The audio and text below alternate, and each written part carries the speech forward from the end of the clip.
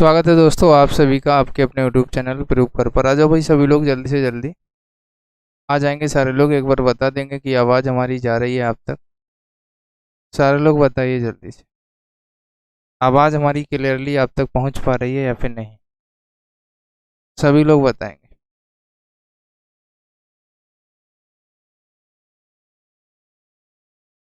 अगर हमारी आवाज़ जो है वो आप तक पहुंच रही है तो एक बार बता दीजिए कि सर पहुंच पा रही है ना। और इसके बाद में सेशन को भी शेयर कर दीजिए, सभी लोगों तक सेशन भी पहुंचा दीजिए। जिन तक नहीं पहुंचा है वो लोग भी क्लास में आ पाए, फिर हम लोग जो है क्लास को करना स्टार्ट करेंगे। ठीक है भाई, फिर हम लोग जो है क्वेश्चन करना स्टार्ट करेंगे।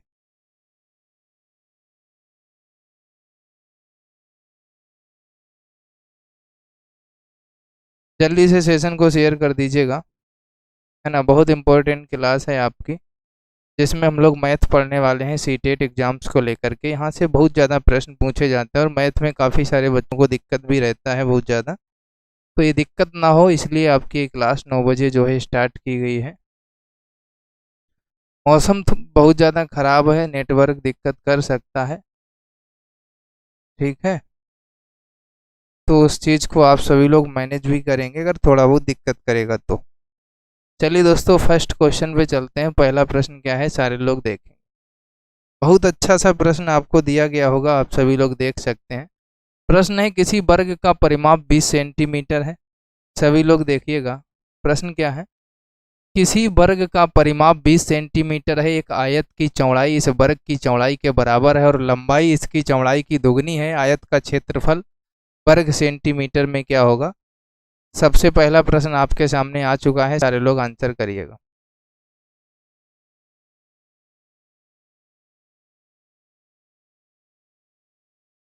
गुड इवनिंग भाई, गुड इवनिंग। क्वेश्चन दिया गया है, सारे लोग आंसर करिएगा। आंसर क्या आएगा सारे लोग कर देंगे, बताओ भाई। सभी को गुड इवनिंग। सेशन को ज़्यादा से ज़्यादा शेयर कर दीजिए अपने सभी दोस्तों में, ताकि हर कोई क्लास में आ पाए, है ना। देखो, आंसर सभी लोग करना है। एक किसी वर्ग का परिमाप 20 सेंटीमीटर है। वर्ग का परिमाप क्या होता है, 4a बराबर 20 है। 20 दिया गया है तो 4 से काटेंगे, 4 पंचे 20। भुजा वर्ग की कितनी आ जाएगी, 5 आ जाएगी। ठीक है, एक आयत की लंबाई चौड़ाई इस वर्ग की चौड़ाई के बराबर है। इस आयत की जो चौड़ाई है वो इसकी वर्ग की लंबाई के बराबर है, यानी कि जो आयत होगा उसकी चौड़ाई कितनी होगी, 5 होगी। ये पहले से ही क्लियर है। और लंबाई इसकी चौड़ाई की दोगुनी है। जो लंबाई है वो चौड़ाई की दोगुनी है, तो 5 का दोगुना 10 होगा, क्लियर है। आयत का क्षेत्रफल कितना होगा, लंबाई गुणे चौड़ाई, फार्मूला होता है 10 गुणे 5 बराबर 10 पन्ना 50 वर्ग सेंटीमीटर। आपका आंसर हो जाएगा। आंसर कितना आएगा, 50। जो लोग आंसर 50 कर रहे हैं उनका बिल्कुल सही है।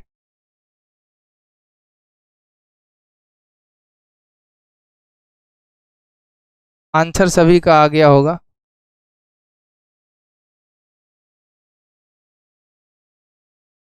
ठीक है, हर किसी का आया कि नहीं आया ये बताओ, जल्दी से बताओ। ठीक है, देखो आप फिर से बता दें आपको, परिमाप होता है वर्ग का 4a formula. 4a equal to 20 दिया गया था, 4 से काटा था 20 को, 4 पंचे 20, a बराबर 5 आया था। ये वर्ग की भुजा की लंबाई आई थी 5। देखो, जितना वर्ग की भुजा की लंबाई है उतनी आपसे कह रहा है कि चौड़ाई भी है। तो जब वर्ग की भुजा 5 है तो चौड़ाई भी 5 है। आपसे फिर कह रहा है कि लंबाई दोगुना है चौड़ाई का, तो जब चौड़ाई 5 है लंबाई 10 हो जाएगा। और आयत का क्षेत्रफल क्या होता है, लंबाई गुणे चौड़ाई होता है, तो आपका 10 गुणे 5 10 पना 50 हो जाएगा। ठीक है, आंसर कितना आ जाएगा, 50। दूसरे प्रश्न पे चलते हैं। दूसरा प्रश्न क्या दिया गया है सारे लोग देखेंगे। दूसरा सवाल जो आपका दिया गया है बहुत अच्छा सा सवाल है, सारे लोग देखेंगे। सवाल हमारा क्या है। हाँ भाई, राधा अग्रवाल जी, हर कोई पढ़ सकता है। ठीक है, अब देखो प्रश्न क्या है, किसी आयताकार बक्से ए की आंतरिक लंबाई, चौड़ाई और ऊंचाई क्रमशः 20 सेंटीमीटर, 18 सेंटीमीटर और 15 सेंटीमीटर तथा बक्से बी की 18 सेंटीमीटर, 12 और 5 सेंटीमीटर है। बक्सा ए का आयतन बक्सा बी के आयतन का कितने गुना है। अब आपको दोनों की आयतन निकालने हैं। आयतन निकालने के बाद आप ये देखेंगे कि आपको कितना गुना दिख रहा होगा, यानी दोनों का फिर अनुपात ही निकाल लेंगे कि अनुपात क्या होगा। ठीक है, अनुपात निकालने से क्या होगा, हमको क्लियर हो जाएगा कि कितने गुना है। तो सबसे पहले तो आप लोग सॉल्व करें सारे लोग, आंसर कितना आएगा बताओ। एक बार सेशन को शेयर कर दीजिए। सर सेकेंड सेमेस्टर का मैथ का क्लास है भाई, सेकेंड सेम कीजिए, क्लास कीजिए। भाई मनीषा जी आपको पता ही नहीं है, सेकेंड सेम का क्लास जिस समय पर होता है उस समय पर स्टार्ट हो गया है। और ये सीटेट का, अगर आपने फॉर्म डाला हुआ है सीटेट का तो आप इसको भी पढ़ सकते हैं। सेकेंड सेम का नहीं, सॉरी थर्ड फोर्थ सेम का स्टार्ट हुआ है, सेकेंड का कल से होगा, कल से होगा। हमको याद नहीं था, ध्यान भूल गए थे ना। चलो अब देखो यहाँ पर क्या है, बक्सा ए है, इसकी लंबाई, चौड़ाई, ऊंचाई कितनी दी गई, 20 गुणे 18 गुणे 15 करेंगे आप। और ये भी ना करिए तो यहाँ अनुपात लगाइए और बी वाले की लिख लीजिए, 18 गुणे 12 गुणे कितना है, 5 है। अब आप देखो 18 से 18 कैंसिल कर दीजिए और 3 पचे 15, 3 चौके 12 कर दीजिए, 4 से इसको काट दीजिए, 4 पंचे 20, 5 से ये 5 काट दीजिए, इधर 5 बचा, इधर कुछ भी नहीं, 1 बचा। कितने गुना हो जाएगा आपका, 5 गुना हो जाएगा। बताओ किसी को कोई दिक्कत, आंसर कितना आ गया, 5 गुना हो जाएगा, हर किसी का आ रहा होगा। चलो भाई नेक्स्ट पे चलते हैं। अगला प्रश्न क्या है, सभी लोग आंसर करेंगे, बताइए। नेक्स्ट प्रश्न है आपके सामने, निम्न में से कौन सा सही नहीं है। आप सभी लोग देखिए, 10 सेंटीमीटर भुजा वाले वर्ग का क्षेत्रफल 10 सेंटीमीटर लंबाई और 0.1 मीटर चौड़ाई वाले आयत के क्षेत्रफल के बराबर होगा। ठीक है, 10 सेंटीमीटर वर्ग के भुजा का क्षेत्रफल कितना होगा, 100 सेंटीमीटर होगा ना। अगर 10 सेंटीमीटर लंबाई, 0.1 मीटर चौड़ाई, इसको अगर आप सेंटीमीटर में बनाएंगे तो कितना बनेगा, 0.1 में आप गुणा कर देंगे कितने का, सॉरी 0.1 में गुणा कर देंगे 100 का। अगर आप 100 लिखेंगे भी तो 1 अंक बाद दशमलव, 10.100। ठीक है, तो ये सही हो जाएगा, पहला वाला तो सही है। दूसरा है 1 मीटर 5 सेंटीमीटर बराबर 1.5 मीटर, ये सही नहीं है। 1.5 का मतलब है 1.5 मीटर, 1.5 मीटर का मतलब क्या है, 1.5 मीटर। और 1 मीटर 5 सेंटीमीटर का मतलब क्या है, 100 सेंटीमीटर, 1 मीटर होता है 105 सेंटीमीटर होगा, इसका मतलब होगा 150 सेंटीमीटर। तो ये दोनों इक्वल नहीं है, तो यही सही नहीं है, आगे देखने की जरूरत ही नहीं है, जब हमको आंसर मिल गया तो फिर वही सही होगा। ठीक है, आगे चलो भाई, नेक्स्ट प्रश्न पे चलते हैं। अगला प्रश्न क्या है, सारे लोग देखते हैं। प्रश्न, एक संतरे का मूल्य 5.5 रुपया तथा 1 किलोग्राम सेब का मूल्य 80 है, तो 1.5 दर्जन संतरे तथा एक एक और 3/4 किलोग्राम सेब का मूल्य कितना होगा। बताओ, 1 और 3/4 सेब का मूल्य आपसे पूछा जा रहा है और दोनों सभी का टोटल करके बताना है, बताइए। नेक्स्ट प्रश्न का आंसर सभी लोग बता दीजिए।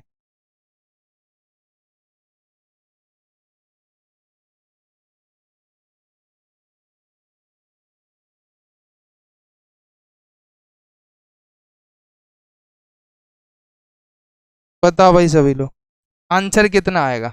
एक बार सेशन को शेयर कर दो दोस्तों में, सभी लोग।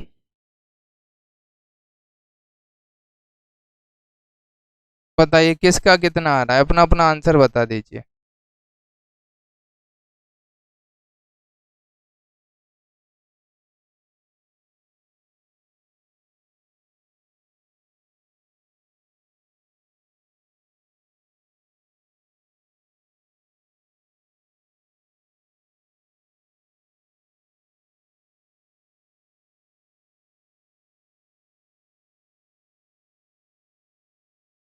बताओ, देखो भाई सभी लोग देखेंगे, आप ये बताइए, एक संतरे का मूल्य 5.5 रुपया, मतलब एक संतरा है जो 5.5 रुपया का मिल रहा है। तो 1 किलोग्राम सेब का मूल्य दिया गया 1.5 दर्जन संतरे, 1.5 दर्जन में कितने हो जाएंगे, 18 संतरे। 1 दर्जन में 12, 1.5 दर्जन में 18। 18 गुणे 5.5 करेंगे तो 18 पंचे 90, 18 पंचे 90 नो 99.0, यानी 99 रुपया आ जाएगा 1.5 दर्जन संतरे का। अब 1 किलो जो सेब है, 1 केजी जो सेब है वो आपका 80 रुपया का है। क्लियर है।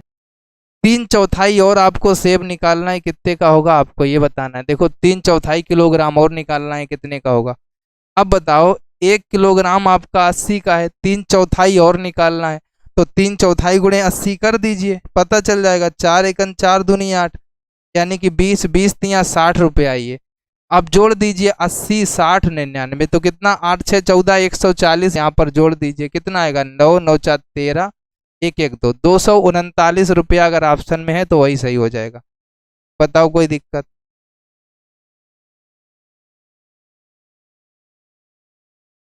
ठीक है, आ गया ना सभी का।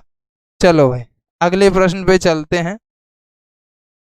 अगला प्रश्न आपके सामने दिया गया है, देखेंगे। राष्ट्रीय पाठ्यचर्या की रूपरेखा 2005 में यह उल्लेख किया गया है कि गणित शिक्षण महत्वाकांक्षी, सुसंगत और महत्वपूर्ण होना चाहिए।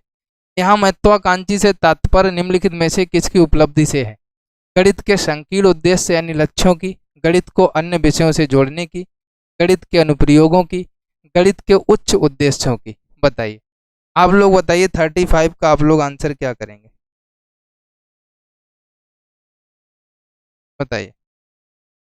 भाई सभी लोग आंसर तो कमेंट करिए, अगर आंसर कमेंट नहीं करेंगे तो कैसे काम चलेगा, आप लोग ये बताएं। ठीक है, अब देखो आपसे महत्वाकांक्षी की बात कही जा रही है। गणित शिक्षण महत्वाकांक्षी, सुसंगत और महत्वपूर्ण होना चाहिए। कैसे होगा, जब गणित के उच्च उद्देश्य यानी उच्च लक्ष्य होंगे तभी कैसा होगा, महत्वपूर्ण भी होगा और महत्वाकांक्षी भी होगा। तो आपको आंसर क्या चयन करना है, गणित के उच्च उद्देश्यों से यानी गणित के उच्च लक्ष्यों से। ठीक है, आगे चलो भाई। नेक्स्ट प्रश्न क्या है, सभी लोग देखते हैं अगला प्रश्न को। प्रश्न आपके सामने क्या दिया गया है, पूरे डिस्प्ले पर आपको प्रश्न शायद दिख रहा हो, पहले तो प्रश्न को पढ़ाते हैं। प्रश्न क्या है, कक्षा 2 से सम संख्या और विषम संख्या की संकल्पना का परिचय यानी मूर्त प्रत्यक्ष वस्तुओं की दी गई संख्या के साथ युगलन के क्रियाकलाप द्वारा दिया गया है। इसके पश्चात शिक्षिका ने छात्रों से यह जांच करने के लिए कहा है कि वे यह देखें कि फर्स्ट यानी रंगों की डिब्बों में क्रियानों की कुल संख्या सम है अथवा विषम। दूसरा है उनकी गणित की कॉपी में कागजों यानी पेजों की संख्या सम है अथवा विषम। पेजों की सम अथवा विषम संख्या ज्ञात करने का यह कार्य क्या है जो शिक्षक करना चाहता है, बच्चों से कह रहा है पेजों की संख्या सम है या विषम है, ये कार्य क्या है। अधिगम के लिए एक मूल्यांकन कर रहा है बच्चा, शिक्षक सीखने के लिए, सीखने के रूप में मूल्यांकन कर रहा है, सीखने के अंत में कर रहा है, या फिर सीखने का मूल्यांकन कर रहा है। जब बच्चों से वो इन सारी चीज़ों को कह रहा है कि भैया बताओ डिब्बों की रंगों की संख्या सम या विषम में कह रहा है, गणित की कॉपी में कागजों की संख्या को सम या विषम के रूप में बच्चे से पूछ रहा है, ये कार्य करवा रहा है, तो ये आप लोग ये बताइए ये कार्य जो है किस रूप में कर रहा है, बताइए। बताओ किस लिए मूल्यांकन हो रहा है। नमस्कार भाई जूही पाठक जी। तो देखो आपको बता दें, जब शिक्षक ये काम करवा रहा है बच्चों से कि सम होगी संख्या या विषम होगी संख्या, तो बच्चों के सीखने के लिए हो रहा है, जिससे कि बच्चे सीख जाएं। अगर नहीं सीखे होंगे तो सीख जाएंगे, है ना। काहे के लिए हो रहा है, अधिगम के लिए मूल्यांकन हो रहा है, यानी कि सीखने के लिए मूल्यांकन हो रहा है। ऐसी स्थिति में किस आंसर का आप चयन करेंगे, सीखने के लिए मूल्यांकन को करेंगे। ठीक है, आगे चलो। नेक्स्ट प्रश्न आपको दिया गया है, क्या है देखेंगे सारे लोग। सबसे पहले तो प्रश्न को अच्छे से आप लोग देखना एक बार, फिर आप लोग आंसर बताना। अगर आपको दिख रहा हो, ना दिख रहा हो तो पहले बड़ा करते हैं, बाद में ऑप्शन दिखाएंगे। प्रश्न है, कक्षा 2 में व्यकलन यानी घटाने के प्रचलन की व्याख्या करने के पश्चात शिक्षक ने श्याम पट पर नीचे दिए गए चित्र खींचा और बच्चों से रिक्त वृत्तों को भरने के लिए कहा। शिक्षक ने क्या किया है, बच्चों को व्यकलन पढ़ाया है, घटाना पढ़ाया है। घटाना पढ़ाने के बाद मतलब शिक्षक पढ़ा चुका है बच्चों को, पढ़ाने के बाद शिक्षक ने क्या किया, इस चित्र को बनाया है और ये कहा है कि इस अभ्यास का उद्देश्य क्या है। शिक्षक ने कहा है कि इन कॉलमों में क्या आएगा इसको भरिए, बच्चों से कहा है घटाना पढ़ाने के बाद में। तो फिर आप ये बताइए, आप इस उद्देश्य को लेकर इस अभ्यास का उद्देश्य क्या है, संकलन और व्यकलन की कुशलता को प्रबल करना है, या फिर संकलित मूल्यांकन है, या फिर छात्रों के लिए मजेदार क्रियाकलाप की व्यवस्था, या मस्तिष्क का गणितीकरण है। बताइए। बताओ क्या उद्देश्य है। तो आप ये समझिए, देखो शिक्षक ने क्या किया है, व्यकलन बच्चों को सिखाया है, यानी घटाने की क्रिया को बच्चों को करना सिखा दिया है। फिर शिक्षक ने क्या किया, इस चित्र को बनाया और बच्चों से कहा कि इन कालमों में क्या होगा, जोड़ घटा के जो भी करना है, जैसे 10 के साथ 2 जोड़ना है, 12 10 से 5 घटाना है, 5 10 से 3 घटाना है, 7 ऐसे 10 में 1 जोड़ना है, 11 इस प्रकार से भरना है बच्चों को। तो ये क्या हुआ, संकलन और व्यकलन, संकलन और व्यकलन दोनों, जोड़ना और घटाना दोनों हो गया, कि कुशलता को प्रबल बनाना है। क्योंकि बच्चे जब सीख के आए हैं पीछे, अब बच्चों को ये क्वेश्चन दिया गया है, तो शिक्षक का एक यही उद्देश्य है कि कैसे भी करके बच्चों की कुशलता को प्रबल कर दिया जाए, मतलब बच्चों की कुशलता को प्रबल किया जाए। ठीक है, आगे चलो। नेक्स्ट प्रश्न क्या है, क्वेश्चन है नीचे दिए गए चित्र में कुल कितने आयत हैं। उपरोक्त प्रश्न जांच कर रहा है। अब बच्चों से शिक्षक ने क्या किया, इसको बना दिया, बच्चों से ये कहा कि ये बताओ बेटा इसमें कुल कितने आयत हैं। तो ये बताओ, शिक्षार्थी के ज्ञान की जांच कर रहा है शिक्षक, शिक्षार्थी के समझ यानी बोधगम्यता की जांच कर रहा है, शिक्षार्थी की सजनता की कर रहा है, शिक्षार्थी के याद करने की शक्ति को कर रहा है, किस चीज की कर रहा है, आपको ये बताना है। बताओ, टीचर ने पहले पढ़ा दिया होगा बच्चों को कि बेटा आयत ऐसा होता है ना। फिर अब टीचर ने बाद में ये बना दिया चित्र, अब पूछ रहा है बच्चों से कि बेटा ये बताओ कि इसमें कुल कितने आयत हैं। तो शिक्षक किस चीज की जांच कर रहा है, शिक्षार्थी के ज्ञान की नहीं कर रहा है, शिक्षार्थी के समझ की कर रहा है, कि शिक्षार्थी को क्या समझ है, शिक्षार्थी की बोधगम्यता क्या है। ठीक है, आंसर बी सही होगा, ज्ञान की नहीं कर रहा है।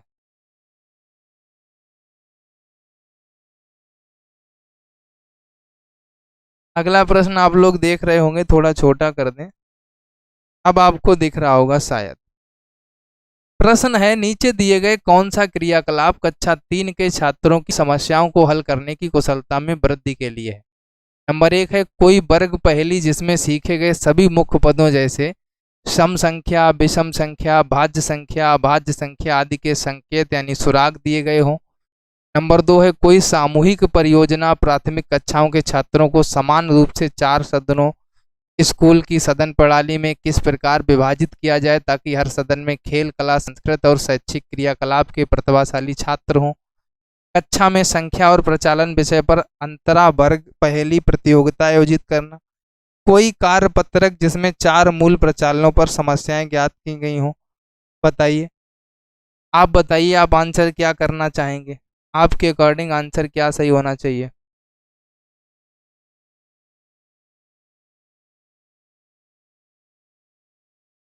बताओ।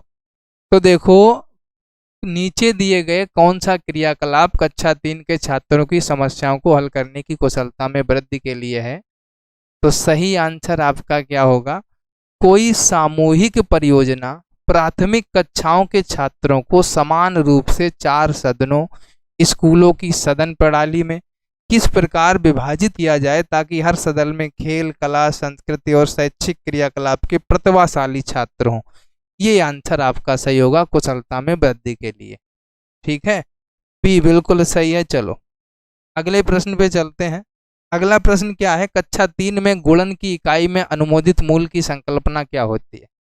2 अंकीय संख्या को 2 अंकीय संख्या से गुणा करना, गुणन के गुणधर्म, क्रम गुण और समूह गुण, गुणन पर आधारित शब्द समस्या, 3 अंकीय संख्याओं को 10 से गुणा करना। बताओ, अगले प्रश्न का आंसर बता दीजिए। क्वेश्चन है कक्षा 3 में गुणन की इकाई में अनुमोदित मूल संकल्पना। तो देखो आपको ये बता दें, इसमें क्या होता है, गुणन की इकाई में अनुमोदित मूल संकल्पना की जब बात आ जाए तो आपको 2 अंकीय संख्याओं को 2 अंकीय संख्या से गुणा नहीं करना है, आपको गुणन के गुणधर्म, क्रम गुण और समूह गुण, है ना, ये आंसर सही होगा। गुणन पर आधारित शब्द समस्या भी नहीं होगा, 3 अंकीय समस्याओं को 10 से गुणा भी नहीं करना। गुणन के जो गुणधर्म है, उसका जो क्रम है, उसका जो गुण है, उसका जो समूह गुण है, ये आपका सही है। अनुमोदित मूल की संकल्पना क्या होनी चाहिए, गुणन के गुणधर्म होने चाहिए, उसका क्रम होना चाहिए, उसका गुण होना चाहिए, ये होना चाहिए। आंसर आपका सही होगा बी। आगे चलो भाई, नेक्स्ट प्रश्न पे चलते हैं। अगला प्रश्न क्या है, भिन्न की इकाई से शिक्षक ने छात्रों से किन्हीं 5 भिन्नों की सूची बनाने के लिए कहा है। यह प्रश्न संकेत करता है, किशोर करता है, सोचने के उच्च स्तर को संकेत कर रहा है, विश्लेषणात्मक सोच को कर रहा है, त्रिविमीय आकाशीय सोच को, सोचने के निम्न स्तर को। बताइए।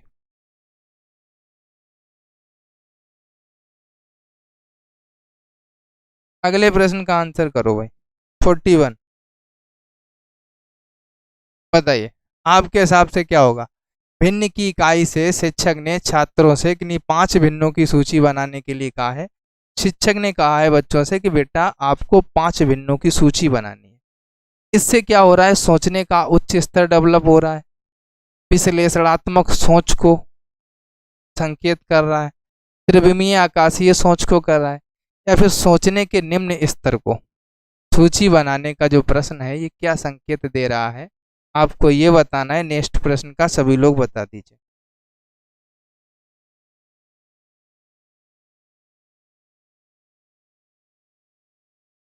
बता। तो आप आंसर क्या करेंगे, आप आंसर करेंगे शिक्षक जो है बच्चों के सोचने के निम्न स्तर की जांच करने की कोशिश कर रहा है। क्या कर रहा है, शिक्षक का उद्देश्य है कि बच्चों का निम्न स्तर क्या है ना। तो बच्चों के सोचने का जो निम्न स्तर है इसकी शिक्षक जांच करना चाहता है कि बच्चे ने भिन्न की इकाइयों से, शिक्षक ने जो कहा है कि सूची बनानी है 5 भिन्नों की, अगर बच्चे बना पा रहे या नहीं बना पा रहे तो शिक्षक ये कर रहा है उनके सोचने का जो निम्न स्तर है उसकी जांच करने की कोशिश कर रहा है। आंसर आपको डी सही करना था। आगे चलो भाई, नेक्स्ट प्रश्न क्या है। अगला प्रश्न आपके सामने दिया गया है। बारिश बहुत है, नेटवर्क नहीं काम, क्लास चल रहा है, आप लोग आराम से सामंजस्य बना के क्लास को करिएगा। किसी अभ्यास में प्रश्न था P डैश Q तथा R डैश S रेखा खंडों की लंबाई मापिए। बच्चे ने उत्तर दिया AB की लंबाई बराबर 5 है, AB की लंबाई बराबर 3 है। यह संकेत करता है, संकल्पनात्मक त्रुटि कर रहा है बच्चा, ठीक है, कार्य विधिक त्रुटि कर रहा है, रेखाखंड का नाम AB लिखने की आदत के कारण त्रुटि को, पढ़ने की त्रुटि। अब देखो शिक्षक ने तो ये लिखा है कि भैया P से Q R से S, अब बच्चे ने उत्तर दिया AB की लंबाई, AB की लंबाई, ऐसा क्यों।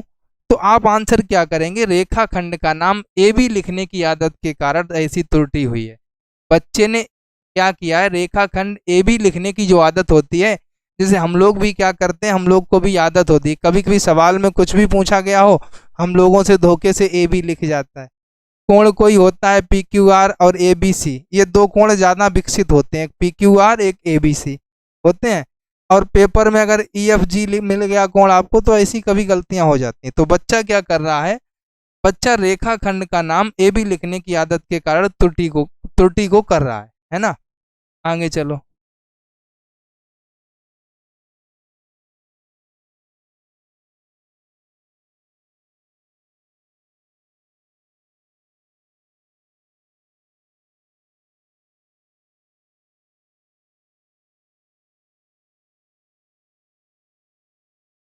अगला प्रश्न क्या है आपके सामने, सभी लोग देखेंगे।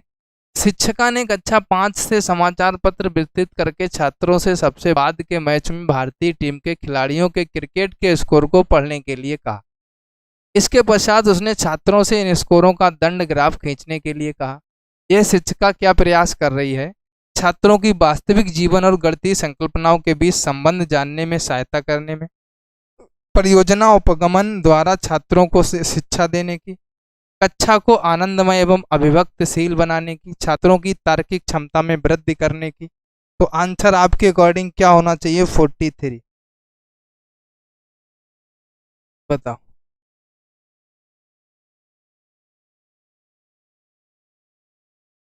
बताओ। बताओ भाई। तो आप ये देख रहे होंगे यहाँ पर, देखो अगर आपसे सीटेट में ये कह दिया जाए कि गणित की प्रकृति कैसी होती है, ये क्वेश्चन आ जाता है तो तार्किक होती है, ठीक है। अब हम लोग चलते हैं प्रश्न पर। तो इसमें क्या हो रहा है, छात्रों की वास्तविक जीवन और गणितीय संकल्पनाओं के बीच संबंध जानने में सहायता, यानी कोई भी चीज है बच्चों के वास्तविक जीवन की जब बात आ जाती है तो वो विकल्प सही हो जाता है, तो यहाँ पर आंसर क्या करेंगे, बच्चों के वास्तविक जीवन से जोड़ने की कोशिश कर रही है शिक्षिका। ये अपना प्रयास है शिक्षिका का कि ये चीज जो है, गणितीय संकल्पनाएं जो हैं, ये बच्चों के वास्तविक जीवन से जोड़ी जाए। ये शिक्षिका का प्रयास है। और जहाँ भी बच्चों के वास्तविक जीवन से कोई चीज जोड़ी जाती है या वास्तविक जीवन से जोड़ने की बात करते हैं तो वो विकल्प हमारा सदा सत्य होता है। अगला प्रश्न क्या है देखते हैं। प्रश्न है, किसी छात्र से नीचे दी गई संख्याओं को पढ़ने के लिए कहा गया।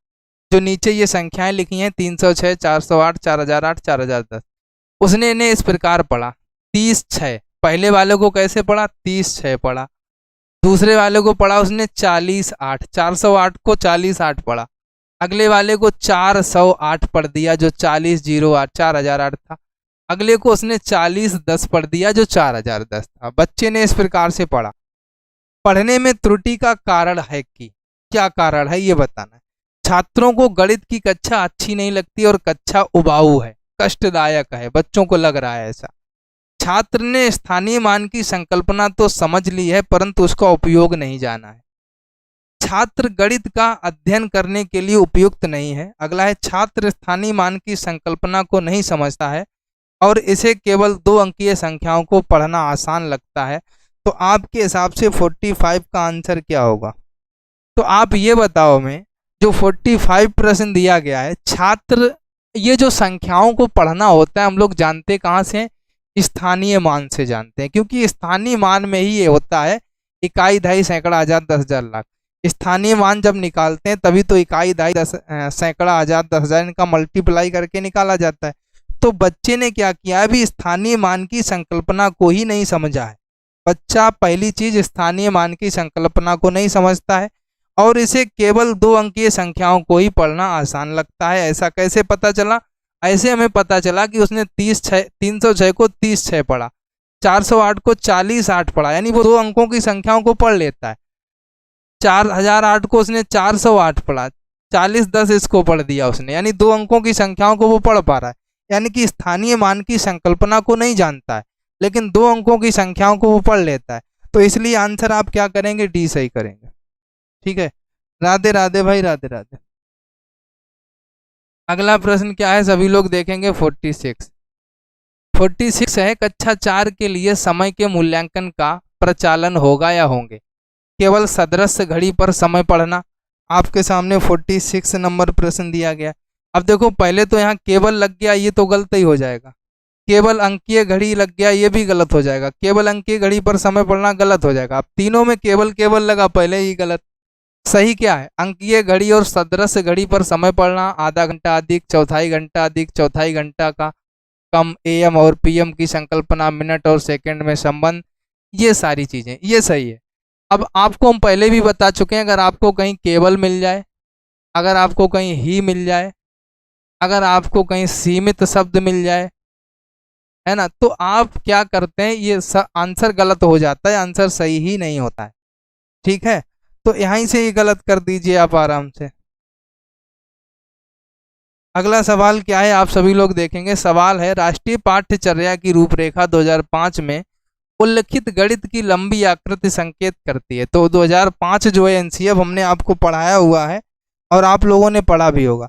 जो लंबी आकृति होती है गणित की, वो किस ओर संकेत करती है? चुनौतीपूर्ण समस्याओं को हल करना, गणित के खेलों का सृजन, हस्त सिद्ध अनुभव प्रदान करना, एक संकल्पना पर दूसरी संकल्पना बनाना। तो अगर आपको ऐसा मिल जाए, गणित की लंबी आकृति जो संकेत करती है वो एक संकल्पना पर दूसरी संकल्पना को बनाना, आंसर सही होगा। आप ये करेंगे। अगले प्रश्न पर चलते हैं। अगला प्रश्न क्या है? प्रश्न है हमारा, क्वेश्चन है 5+3 आगे क्वेश्चन मार्क लेगा है। ठीक है, आपको विचार करना है। इस सीमित उत्तर प्रश्न का तदनुरूपी मुक्त उत्तर प्रश्न क्या होगा? 5 और 3 का योग ज्ञात कीजिए। 5 में क्या जोड़ा जाना चाहिए ताकि 8 प्राप्त हो? कोई ऐसी 2 संख्याएं बताइए जिनका योग 8 हो। 5 और 3 का योग क्या होगा? आप बताइए 48 का आंसर आपके अकॉर्डिंग क्या होगा? आपसे क्या कह रहा है? तदनुरूपी मुक्त उत्तर प्रश्न बताना है। मुक्त उत्तर प्रश्न मतलब जिसमें हमको कुछ ना पता हो, सिर्फ और सिर्फ उत्तर पता हो। बात इसका ये हमसे क्या कहना चाहता है, कुछ ना पता हो उत्तर बताओ। तो भैया आप क्या करेंगे आंसर, फिर कोई ऐसी दो संख्याएं बताइए जिनका योग 8 हो। ठीक है, यहाँ अगर हम कह देंगे 5 3 कितना, सीधा सीधा 8 बता ही देंगे। 5 में क्या जोड़े 8 हो जाए, 8 से 5 घटा देंगे आप, 3 बता देंगे। 5 और 3 का योग 8 कर ही देंगे आप। लेकिन ऐसी कोई दो संख्याएं बताओ जिनका योग 8 हो, तो थोड़ा दिक्कत महसूस करेंगे आप। इसलिए आप आंसर क्या करना चाहिए आपको, ऐसी दो संख्याएं बताइए जिनका योग 8 है। आगे चलो, अगला प्रश्न क्या है आप लोग देखेंगे। 70,560 में 5 और 6 के स्थानीय मानों का गुणनफल। देखो, अगर 6 का स्थानीय मान हम लोग निकालेंगे तो 60 होगा, 5 का स्थानीय मान निकालेंगे तो 500 होगा। इन दोनों का अगर मल्टीप्लाई करेंगे तो 3 जीरो होगा और 6 पंचे 30 होगा। कितना होगा, 30,000 आंसर आप लोग जो वो करेंगे उनका सही होगा। इसमें क्या है, 43 से भाग करने पर भागफल कितना होगा, तो भैया भाग तो करना ही पड़ेगा, करना पड़ेगा ना। 5 छक्का 30, 7 बार चला जाएगा पहले, 7 बार गया, कितना आया, 7 तिया 21, 7 चौक 28, 29 30, 301 पूरा पूरा कट गया, ये तो पूरा पूरा कट गया। अब भैया उतारा, भाग लगा, भाग खवाई बिंदी होगा। ठीक है, भाग खवाई बिंदी हुआ, फिर उतारा लिया 3 का, फिर से भाग खवाई बिंदी हुआ। बताइए, अब फिर 43 सत्ते। अच्छा बताओ, हमने ये 7,007 निकाला है, क्या सही निकाला है, बताए कोई, बताओ एक बार हमको बताओ। 43 का अगर हम भाग लगा रहे हैं पूरा कट जा रहा है, एक ये वाला हमने जीरो रख लिया, फिर उतारा लिया 3 का, भाग नहीं जाएगा, भाग कबाई बिंदी, फिर उतारा लिया जीरो का, फिर भाग नहीं जाएगा, भाग कबाई बिंदी, फिर 7 एक साथ। अच्छा ये बताओ, ये सही था या पहले सही लिखे हैं, ये सही है, बताओ इन दोनों में आंसर बताओ। और हटा दो, इसको भी हटा दो, इसको भी हटा दो, यानी इन दोनों में आंसर बताओ कौन सा सही है, बताओ। कमेंट कोई नहीं कर रहा है भाई, क्या चक्कर है, आ नहीं रहा या कर नहीं रहे हो, क्या बात है, देख लेते हैं एक बार, एक सेकंड रुकना। कर ही नहीं रहे हो, हमें लगा कि आ नहीं रहा, तो भाई कमेंट किया करो, है ना।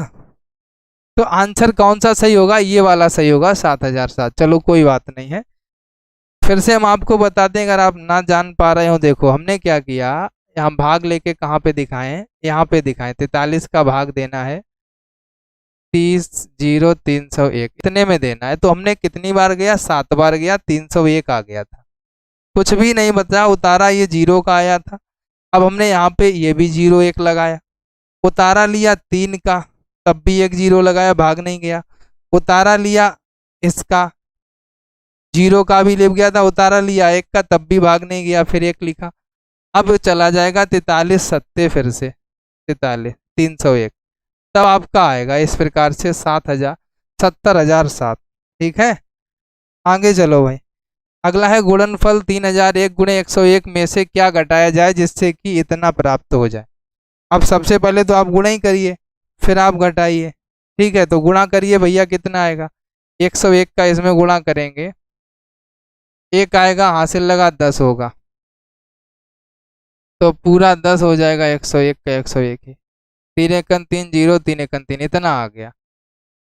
इसमें से क्या घटाएं कि इतना प्राप्त हो जाए, तो भैया 30 31 0 1 से 1 1 3 0 0 3, ये घटा लो बस, पता चल जाएगा। 0 1 11 से 3 गया, कितना बचा 8, यहाँ 2 बचा, कुछ नहीं। 2810 कोई आंसर है क्या, नहीं, अभी सही नहीं घट रहा है, सही ही नहीं घट रहा है। गुणा करो एक बार, सही किया था गुणा, 101 का किया, इसमें 3 अंक हैं, पूरा 101 आया, 303 हुआ, 303 101, 3 0 0 311, 1 से 1 गया 0। अच्छा यहाँ गलत कर दिया, 1 लिख दिया, 10 से 1 जाएगा 9, बेटा 9 बचेगा यहाँ पे यार, यहाँ बचा 0। 10 से 3 गया, 7 3 10 होता है, 7 3 10। ठीक है, 7, यहाँ कितना बचा 2, 2790 आएगा आंसर, कितना आएगा 2790। आंसर क्या आएगा भाई, 2790 आएगा भाई। ठीक है, 2790। चलो अगले प्रश्न पे चलते हैं। 36 और 60 का सबसे छोटा सर्वगुणज आपको बताना है। भाग 18 और 45 का सबसे बड़ा सर्वगुणज बताना है। तो बताओ भाई आंसर क्या होगा 53 का।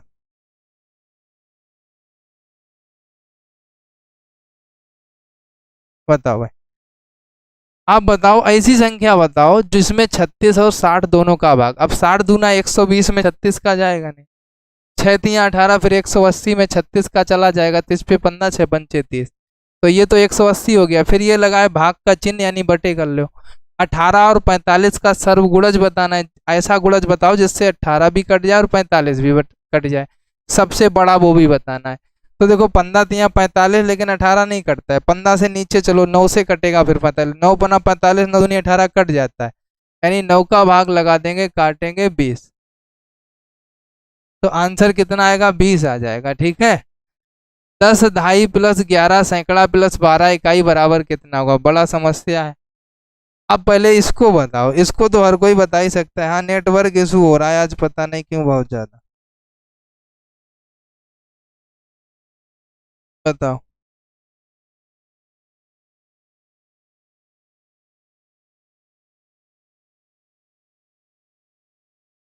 बताओ सभी लोग आंसर बताओ इसका।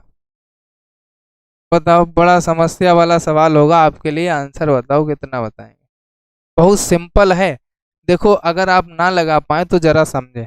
ये आपका 10 है, ये आपका 11 है, ये आपका 12। 12 इकाई है, इकाई 1 होता है तो 12 ही रहेगा। 11 सैकड़ा है तो भैया सैकड़ा 100 होता है तो 1100 हो जाएगा। 10 ढाई है, ढाई 10 होता है तो 10×100 हो जाएगा। 1100, 1200 और ये 12, 1212 हो जाएगा। यानी डी आंसर सही होना चाहिए। क्या होना चाहिए? 1212 आंसर सही होना चाहिए। ठीक है, आगे चलो। नेक्स्ट है।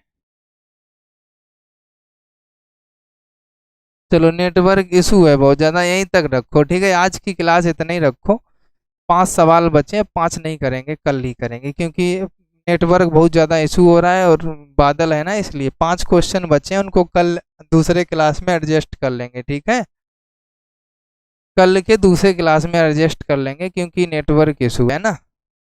फिर आपको मिलेंगे नेक्स्ट क्लास में कल। और देखो, सभी लोग आया करो सीटेट की क्लास के लिए। ईवीएस की क्लास जो हम ले रहे हैं वो 11 बजे ले रहे हैं। ठीक है। हिंदी की क्लास जो हो रही है रात के 8 बजे हो रही है, रात 8 बजे। और मैथ की क्लास ये इस टाइम हो रही है रात के 9 बजे। ठीक है, रात 9 बजे। तो इन क्लासों में सभी को उपस्थित होना है। ठीक है भाई, अब हम चलते हैं। सभी को बाय बाय, टेक केयर। क्योंकि नेटवर्क बहुत ज़्यादा इशू है। क्लास को सभी लोग लाइक कर लेना, इस क्लास को अपने सभी दोस्तों में शेयर भी कर देना। मिलेंगे कल आपको नेक्स्ट क्लास में, तब तक के लिए bye bye, take care. Telegram का लिंक डिस्क्रिप्शन में, उसको